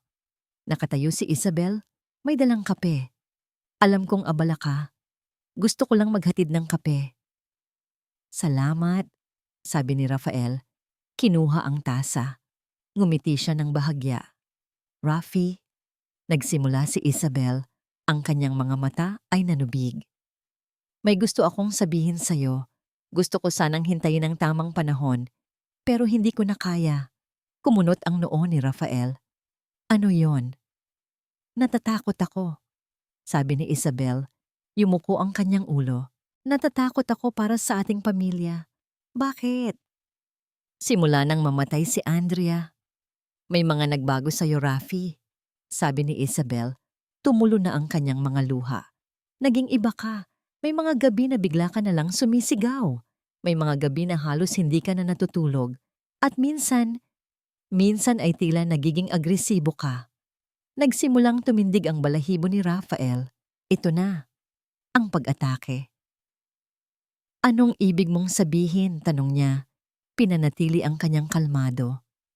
"Ang nakaraang gabi, nang nagalit ka kay Leah, halos hawakan mo siya ng napakahigpit. Kitang-kita ko. At kanina, nakita ko ang ilang mga lumang gamit ni Andrea sa iyong study. May mga sulat. At nakita ko rin ang ilang mga gamot na itinago mo." Alam ni Rafael kung ano ang tinutukoy ni Isabel. Mga gamot na para sa kanyang stress at insomnia noon na itinago niya sa ilalim ng kanyang mesa at matagal nang hindi niya ginagamit. Isang patibong. "Isabel, hindi yan totoo," sabi ni Rafael, umiling. "Hindi ko kailanman sinaktan si Leah. At ang mga gamot na yan, kailangan mong tulungan ang sarili mo, Rafi." Putol ni Isabel. Tumingin ng diretso sa kanyang mga mata, puno ng pagkukunwaring awa. "Para kay Leah, para sa ating magiging anak. Natatakot ako na baka sa isang pagkakataon may mangyari sa kanila." Sa mismong sandaling iyon, Bumukas ang pintuan ng study. Nakatayo roon si Miguel, kasama ang isang abogado at 2 pulis. "Rafi?" sabi ni Miguel. Ang kanyang muka ay seryoso at malungkot. "Kailangan mong sumama sa amin. Si Isabel at si Leah." Humingi sila ng protection order. Gumuho ang mundo ni Rafael. Hindi lang nila siya inunahan. Ginawa pa siyang masamang tao. "Anong kalokohan to, Miguel?" Galit na sigaw ni Rafael tumayo. "Sir Rafael, mayroon po kaming court order. Pansamantala po kayong ipagbabawal na lumapit sa kanila." Sabi ng abogado. Inabot ang dokumento. Nagbalik sa isipan ni Rafael ang kanyang plano, ang mga ebidensya. Ngunit hindi pa sapat. Hindi pa siya handa para rito. Lumabas si Isabel sa likod ni Miguel. Ang kanyang muka ay puno ng takot at luha. "Pasensya na, mahal, pero ito lang ang paraan para maprotektahan ko ang ating magiging anak at si Leah." Ang mga pulis ay lumapit. "Isabel, Miguel, pagtataksil ito. Alam niyo ang ginagawa niyo." Sigaw ni Rafael, ngunit walang nakikinig sa kanya. "Sir, kailangan niyo pong sumama," sabi ng isang pulis. Pilit na pinigilan ni Rafael ang kanyang sarili na sumabog. Ang galit ay halos hindi na niya makontrol. Ngunit alam niyang kailangan niyang maging matalino. Ngunit paano? Paano kung hindi na niya makita si Leah? Paano kung may mangyaring masama sa kanya? Sinubukan niyang maglaban, ngunit hinawakan siya ng mga pulis. Kinusot niya ang order, ang kanyang mga mata ay nagbabaga. "Leah!" Sigaw niya, umaasa na maririnig siya ng kanyang anak. "Leah, anak, Papa will come back for you." Ngunit walang sumagot. Habang hinihila siya palabas ng mansyon, lumingon si Rafael. Nakita niya si Leah na nakatayo sa may hagdanan, nakayuko ang ulo, ang kanyang maliit na katawan ay nanginginig. Ang mga mata nito ay nakatitig sa kanya, puno ng pagkalito at takot. At sa tabi ni Leah nakatayo si Isabel, yakap-yakap ang bata, habang si Miguel ay nakangisi ng palihim sa kanya. Ang kanyang mansyon, ang kanyang pamilya, ang kanyang anak, lahat ay nawala. Ang labas ng Forbes Park Mansion ay tila mas malamig kaysa dati. Habang sinasakay si Rafael sa isang police car, ang kanyang mga mata ay nakatitig sa kanyang sariling bahay, na ngayoy tila isang hawla na nakakulong ang kanyang anak. Hindi siya nakapagsalita. Ang galit, ang sakit, ang pagsisisi, lahat ay naghalo-halo at bumuo ng isang malaking bukol sa kanyang lalamunan. Nang gabing iyon, matapos siyang pansamantalang ihiwalay mula sa kanyang pamilya, naramdaman ni Rafael ang buong bigat ng ginawa ni Isabel at Miguel. Walang nagawa ang kanyang mga abogado para mapigil ang temporary restraining order. Ang kwento ni Isabel na mayroon siyang mga issue sa mental health matapos mamatay ang unang asawa na siya ay nagiging agresibo ay tila mas kapanipaniwala kaysa sa kanyang sariling kwento tungkol sa isang masamang madrasta at kapatid na gahaman. Nakulong si Rafael sa isang marangyang suite sa isang hotel sa Makati, ngunit pakiramdam niya ay mas masahol pa ito sa bilangguan. Ang telepono niya ay tila walang silbi. Paulit-ulit niyang idinayal ang numero ni Leah, ngunit hindi niya ito makontak. Ang bawat ring ay tila isang nakakabininging katahimikan na nagpaparamdam sa kanya ng kanyang kawalan ng kakayahan. Pagkatapos ng ilang oras ng pagtawag, sumagot si Isabel. "Ano ba, Rafael? Hindi mo ba naiintindihan ang salitang restraining order?" Ang boses nito ay matalim at puno ng pagkamuhi. "Nasaan si Leah? Okay lang ba siya?" Diretsong tanong ni Rafael, pilit na pinipigilan ng kanyang galit. "Huwag kang mag-alala.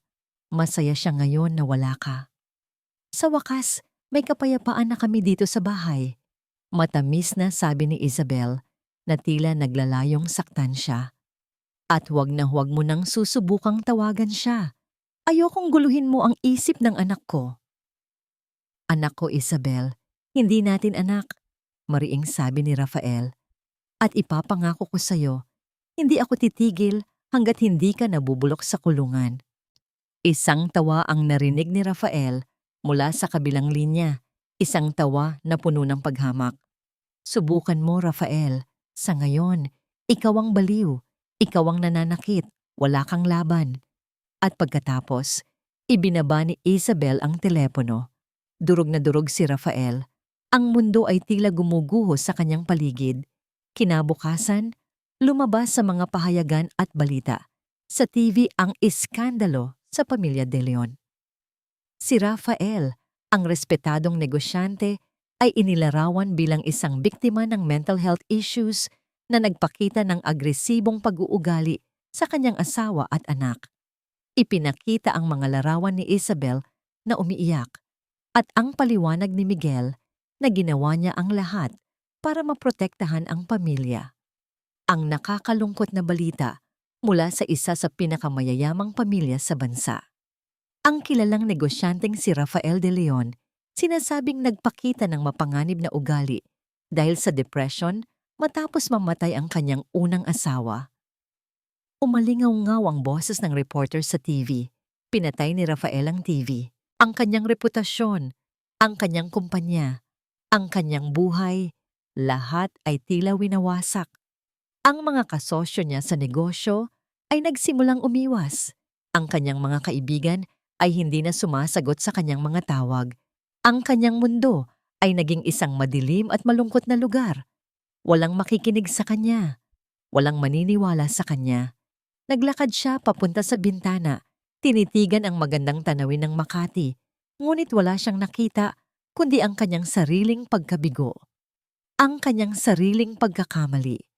Ang kanyang sariling pagkabulag. Ang lahat ng kanyang yaman, kapangyarihan, at impluwensya ay tila walang silbi ngayon. Hindi niya magamit ang mga ito para protektahan ang kanyang anak. Ito ang pinakamasakit na bahagi. Ang pagiging isang ama na hindi kayang ipagtanggol ang sarili niyang dugot laman. Inilabas niya ang kanyang pitaka, ang litrato ni Leah na may ngiti. Ang parehong nangiti na ngayon ay puno ng takot. Ang litratong minsan ay nagbibigay sa kanya ng lakas, ngayon nagbibigay sa kanya ng matinding sakit. Pinikit niya ang kanyang mga mata. Sinubukang burahin ang mga imahe ng kanyang anak na sinasaktan, ang kanyang asawa na nagtataksil, ang kanyang kapatid na naglililo. Ngunit ang mga imahe ay paulit-ulit na naglalaro sa kanyang isipan, tila isang sirang pelikula. Isang malakas na katok sa pintuan ang biglang bumasag sa katahimikan. Napabalikwas si Rafael. Sino ang pupunta sa kanya ngayon? Ang kanyang abogado? O baka isa pang opisyal? Maingat niyang binuksan ang pinto. Nakatayo roon si Mateo Reyes. Ang kanyang mga mata ay nagpapakita ng pag-aalala, ngunit mayroon ding determinasyon. Mateo? Sabi ni Rafael, ang kanyang boses ay tila sirang-sira. Bakit ka nandito? Bakit ka pa nakikialam? Sir Rafael, hindi ko po kayo pwedeng pabayaan, diretsong sabi ni Mateo. Nandito po ako para tulungan kayo. Alam kong hindi totoo ang lahat ng sinasabi nila. Biglang bumuhos ang mga luha ni Rafael. Ang tanging taong naniniwala pa sa kanya ay isang property manager. Ang tanging taong hindi siya nilayuan. Niyaya niya si Mateo sa loob. Umupo sila sa magkabilang sofa. Wala na akong laban, Mateo. Mahinang sabi ni Rafael. Yumuko ang kanyang ulo. Wala na akong piting. Wala nang maniniwala sa akin. Natalo na ako. Hindi po totoo yan, Sir Rafael, sabi ni Mateo. Inilabas ang kanyang telepono. May nakuha po akong tawag kanina. Mula sa inyong dating yaya ni Leah, si Yaya Elma. Natatakot po siya. At mayroon din po ako. Ibinaba ni Mateo ang kanyang bag. Kinuha niya mula roon ang isang pamilyar na bagay. Ang teddy bear ni Leah. Ang teddy bear na binili ni Rafael para sa kanyang anak sa Singapore. Ang teddy bear na pinagtataguan niya ng recorder. Sir Rafael, sabi ni Mateo, inabot ang teddy bear. Nang dumating po ang mga pulis, Nakita ko si Leah na yakap-yakap ito. Kinuha ko po ng palihim at pagkatapos, narinig ko po. Kinuha ni Rafael ang teddy bear. Ang kanyang mga kamay ay nanginginig. Mayroon ngang maliit na recorder doon. Ano ang narinig mo, Mateo? Tanong niya. Ang kanyang boses ay halos hindi marinig. Narinig ko po ang pinag-uusapan ni na Miss Isabel at Sir Miguel. Sabi ni Mateo, ang kanyang muka ay seryoso. Ang kanilang plano, ang tungkol kay Leah. Nag-atubili si Mateo. Narinig ko po silang nagpaplano kung paano resolbahin si Leah para wala nang balakid sa kanila. Ang kanyang huling mga salita ay tila libo-libong kidlat na tumama sa puso ni Rafael. Resolbahin. Isang euphemismo para sa pagpatay. Ang kanyang anak, ang kanyang munting anghel. Gusto nilang patayin. Ang galit at sakit na naramdaman ni Rafael ay hindi naglaho, ngunit ito ay napalitan ng isang napakalakas na determinasyon. Ang bawat salita ni Mateo, ang balita tungkol sa balak ni na Isabel at Miguel na resolbahin si Leah, ay tila nagbalik sa kanya ng buhay. Hindi na siya isang talunang ama. Siya ay isang leon na handang lumaban para sa kanyang anak. Sa sumunod na mga araw, lihim na nagtrabaho si Rafael kasama si Attorney Ramirez at Mateo Reyes.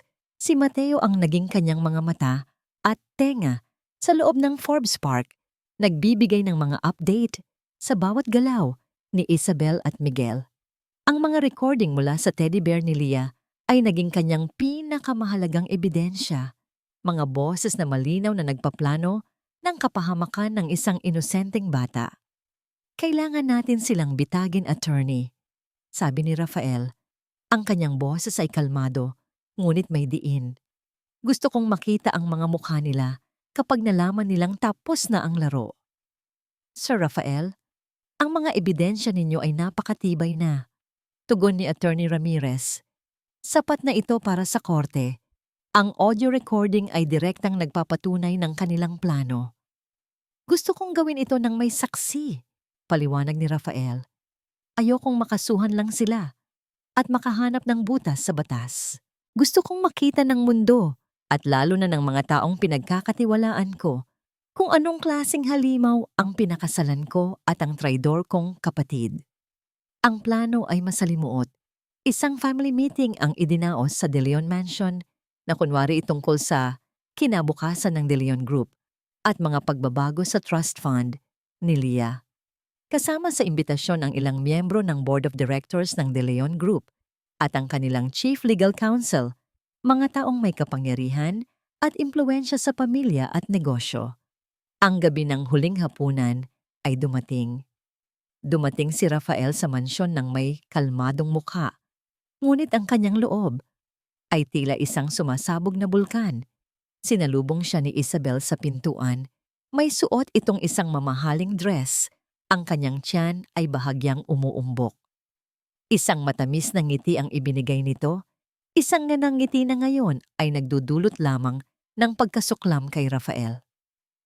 Mahal, buti naman at dumating ka, sabi ni Isabel, yumakap sa kanya ng matamis. Nag-alala ako na baka hindi ka makapunta dahil sa nangyari.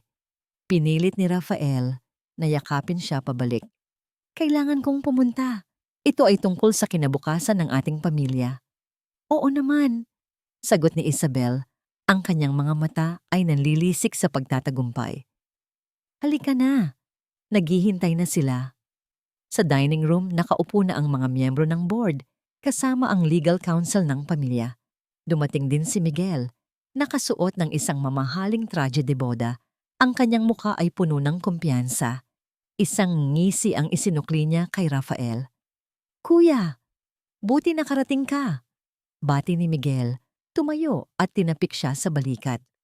Halos hindi na ako makapaniwala na makikita ka namin dito matapos ng lahat ng nangyari. Hindi mo pa rin ba naintindihan, Miguel? Sagot ni Rafael. Ang kanyang boses ay parang yelo. Ito ang aking pamilya. At ito ang aking negosyo. Hindi ako basta-basta mawawala. Nag-iba ang mukha ni Miguel, ngunit agad itong bumalik sa kanyang huwad ng ngiti.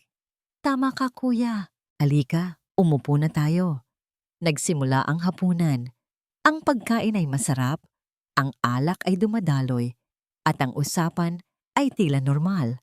Ngunit sa ilalim ng lahat ng iyon, isang matinding tensyon ang bumabalot sa silid. Pilit na kinakain ni Rafael ang kanyang pagkain, pinapanatili ang kanyang maskara ng kalmado.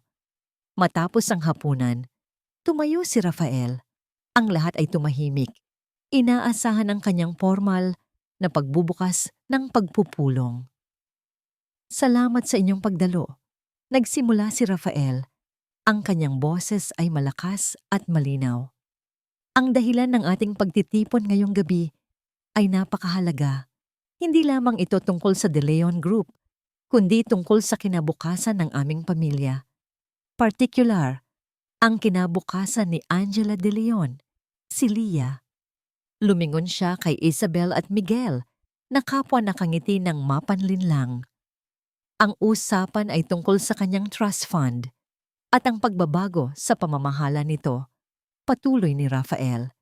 Sa liwanag ng mga kamakailang pangyayari at ng aking kondisyon, gaya ng sinasabi ng iba, kinailangan kong gumawa ng malalim na pagsusuri sa lahat ng ito.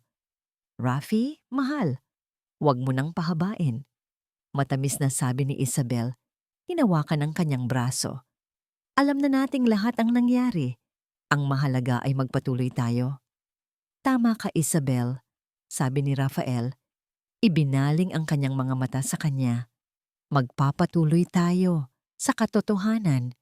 Biglang nagbago ang ekspresyon ni Isabel. Kinuha ni Rafael mula sa kanyang bulsa ang isang USB flash drive. May inihanda akong maikling presentasyon. Nais kong ibahagi sa inyo ang ilang katotohanan na natuklasan ko kamakailan. Ipinasok niya ang USB sa kanyang laptop na nakakonekta sa isang malaking screen sa dingding. Nagsimula ang presentation. Ang unang slide ay ang larawan ni Isabel at Miguel. Magkasama sa restaurant, nakahawak ang mga kamay. Kumalat ang bulong-bulungan sa silid. Ang mga mukha ng mga miyembro ng board ay nagulat. Si Attorney Ramirez ay nakatitig sa screen ng may seryosong mukha. Ang ngiti ni Isabel ay naglaho. Nanlaki ang kanyang mga mata. Si Miguel naman ay nanigas sa kanyang upuan. Ang kanyang mukha ay biglang namutla. Para sa mga hindi nakakaintindi, sabi ni Rafael, ang kanyang boses ay tila isang propesor na nagtuturo ng isang aralin. Ito ang aking asawang si Isabel at ang aking kapatid na si Miguel. Ang relasyong ito ay hindi nagsimula kamakailan. Ito ay nagsimula bago pa man kami magpakasal ni Isabel. Ito ay isang premeditated act ng pagtataksil. Bago pa man makasagot si Isabel, ipinakita ni Rafael ang sumunod na slide. Ito ang mga ulat mula sa pribadong investigador na nagdedetalye sa masalimuot na nakaraan ni Isabel at ang mga pinansyal na transaksyon ni Miguel. At para mas maintindihan natin ang lahat, sabi ni Rafael, narinig ko ang isang napaka-interesanteng pag-uusap. Isang pag-uusap na naitala ng aking anak. Pinindot niya ang play. Ang tahimik na silid ay pinuno ng mga boses ni na Isabel at Miguel. Malinaw na maririnig ang bawat salita. Ang banta ni Isabel kay Leah. Ang pag-uusap tungkol sa utang. At pagkatapos, ang pinakamalubhang bahagi. Ang plano nilang resolbahin si Leah para walang makaharang sa pagkuha nila ng trust fund at sa pagpapalit ng dugo sa pamilya De Leon. Ang boses ni Isabel, puno ng pagkasuklam. Wala nang Leah, siya ang problema. Kapag nawala siya at dumating ang anak natin, tayo na ang tunay na De Leon. Ang boses ni Miguel puno ng kasamaan. Kailangan nating tiyakin na walang matitirang bakas. Isang aksidente. Simple lang. Bumagsak ang panga ng lahat sa silid. Ang mga miyembro ng board ay nagbulungan ng may pagkagulat at galit. Ang legal counsel ng pamilya ay mabilis na nagtatala. Si Isabel ay tumayo ng bigla. Kasinungalingan. Pekeng audio yan. Gawa-gawa mo lang yan, Rafael. Baliw ka. Si Miguel naman ay nanlilisik ang mga mata kay Rafael. Kuya, anong kalokohan to? Nagpapagaling ka lang ng sugat. Pinagtatangkaan mong siraan kami. Ngumiti si Rafael, isang nangiting punong-puno ng pait at paghihiganti. Hindi ako baliw, Isabel. Bulag lang ako. Ngayon, bukas na ang aking mga mata. At pagkatapos, isang malakas na katok sa pintuan ang narinig. Bumukas ang pinto. Pumasok ang dalawang pulis, kasama si Attorney Ramirez. Ang kanyang abogadong si Attorney Ramirez ay tumayo sa tabi ni Rafael. Ang kanyang muka ay puno ng galak. Isabel Vicencio at Miguel de Leon, sabi ng isang pulis, kayo po ay inaresto sa kasong attempted murder at conspiracy. Mayroon din po kaming warrant para sa kasong estafa. Nanlaki ang mga mata ni Isabel at Miguel. Ang kanilang mga mukha ay namutla. Ang kumpiyansa ay nawala. Hindi! Hindi ito totoo! Sigaw ni Isabel. Sumusubok na tumakbo, ngunit hinarang siya ng isang pulis. Rafael, wala kang mapapala. Sigaw ni Miguel. Ang kanyang boses ay puno ng galit at takot. Hindi mo to pwedeng gawin. Nagkakamali ka, Miguel, sabi ni Rafael. Ang kanyang boses ay matatag. Ginagawa ko ito para kay Lia. Habang dinadakip ang dalawa, nagsimulang magwala si Isabel. Sumisigaw, nagmumura, at pilit na lumalaban. Hindi! Ang anak ko. May anak ako. Huwag mong banggitin ang anak na yan, Isabel. Mariing sabi ni Rafael. Dahil sa mga mata ng batas at sa mata ng Diyos, hindi yan anak ko. At hindi mo yan magagamit para takasan ng hustisya. Habang hinihila palabas ng silid, ang nagwawalang si Isabel at ang nagpupumiglas na si Miguel. Isang maliit na figura ang biglang lumabas mula sa likod ng hagdanan. Si Lia. Nakatitig ito sa lahat ng kaguluhan. Ang kanyang mga mata ay nanlalaki, puno ng takot. Nang makita niya si Rafael, isang hikbi ang kumawala mula sa kanyang bibig. Papa! At sa wakas, bumagsak ang maskara ni Rafael. Tumakbo siya papalapit sa kanyang anak. Lumuhod siya at ibinuka ang kanyang mga braso. Tumakbo si Lia papalapit sa kanya. At sa wakas, niyakap niya ang kanyang ama ng mahigpit. Ang kanyang maliit na katawan ay nanginginig at ang kanyang mga luha ay walang tigil na dumadaloy sa balikat ni Rafael. Papa, natakot po ako. Bulong ni Lia. Yakap-yakap ang kanyang ama. Niyakap ni Rafael ang kanyang anak ng mahigpit. Ang kanyang sariling mga luha ay nagsimulang dumaloy. Ang init ng yakap ni Lia ang tanging bagay na nagpapagaling sa kanyang sugatan at durog na puso. Hindi na, anak, bulong ni Rafael. Hinalikan ang buhok ng kanyang anak.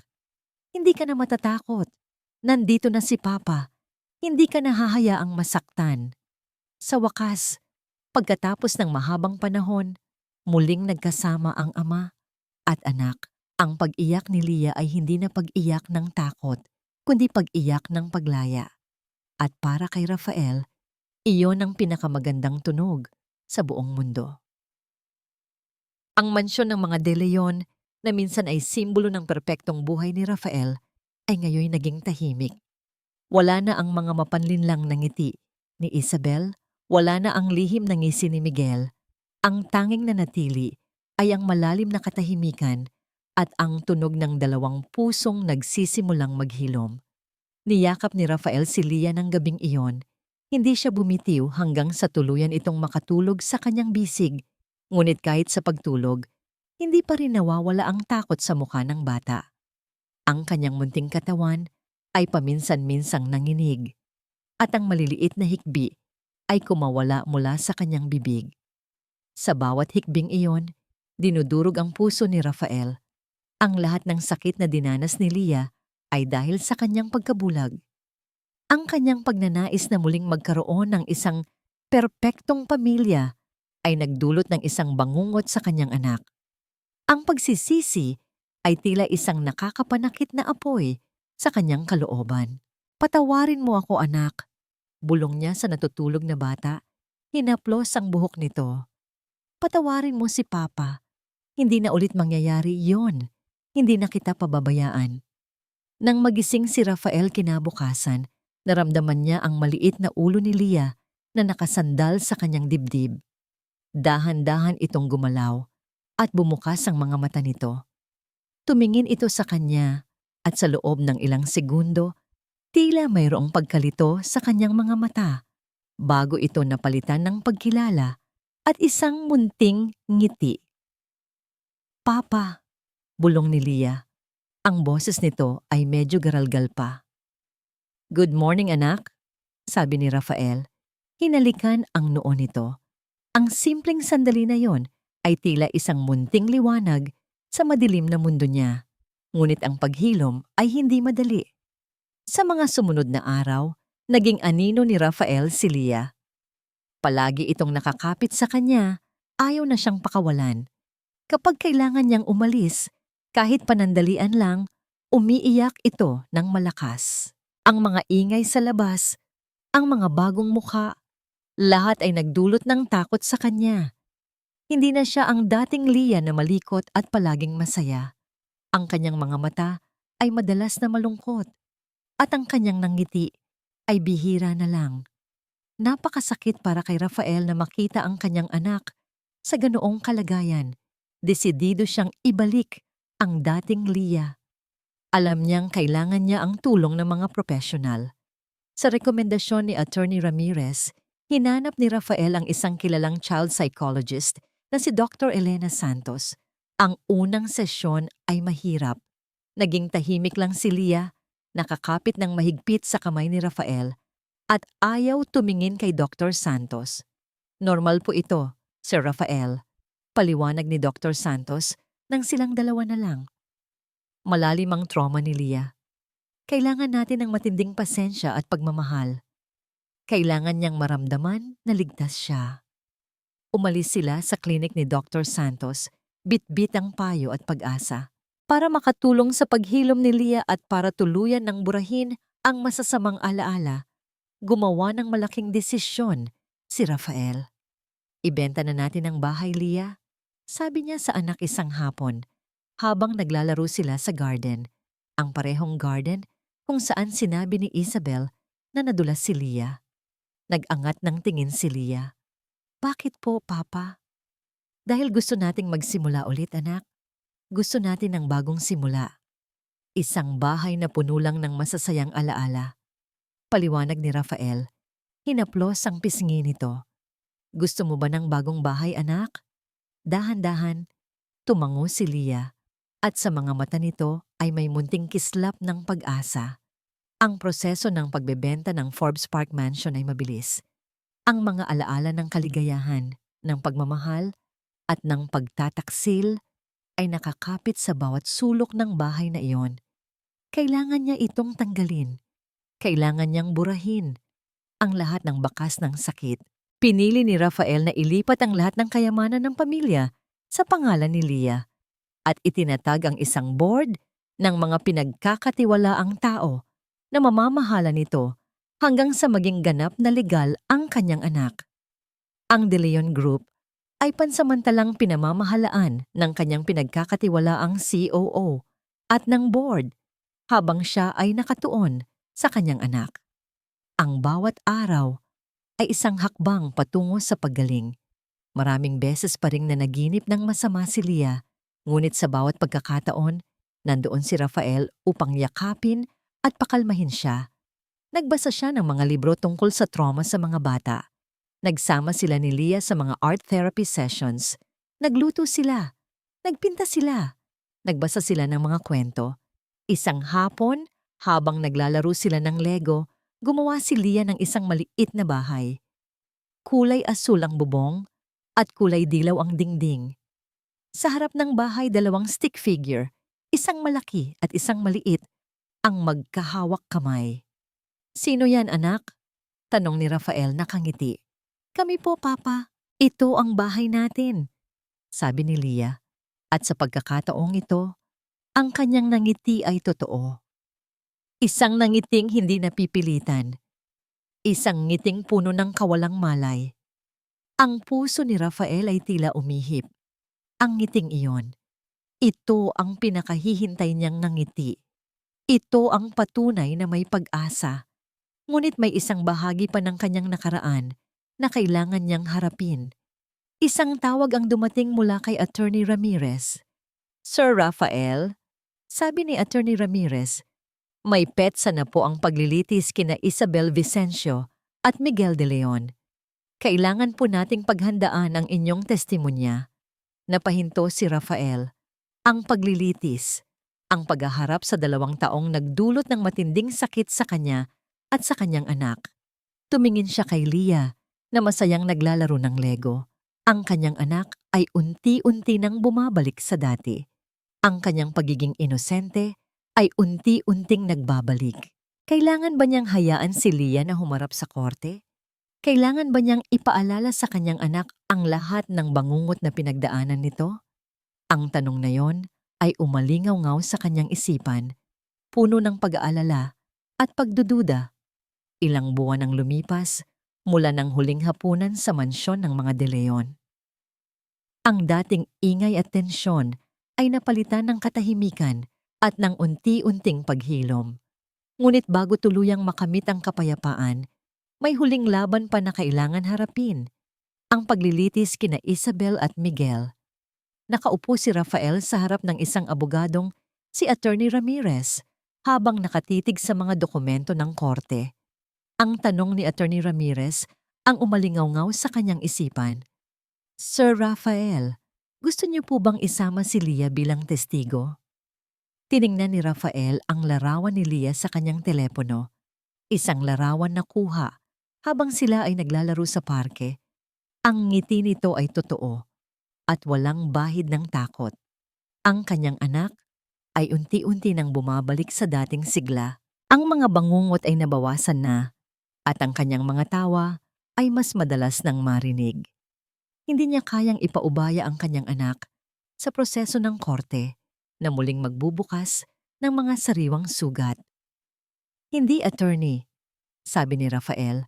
Ang kanyang boses ay matatag. Hindi ko hahayaang maranasan ni Leah ang anumang sakit pa. Hindi niya kailangan dumaan sa korte. Ang mahalaga ay ang kanyang paghilom.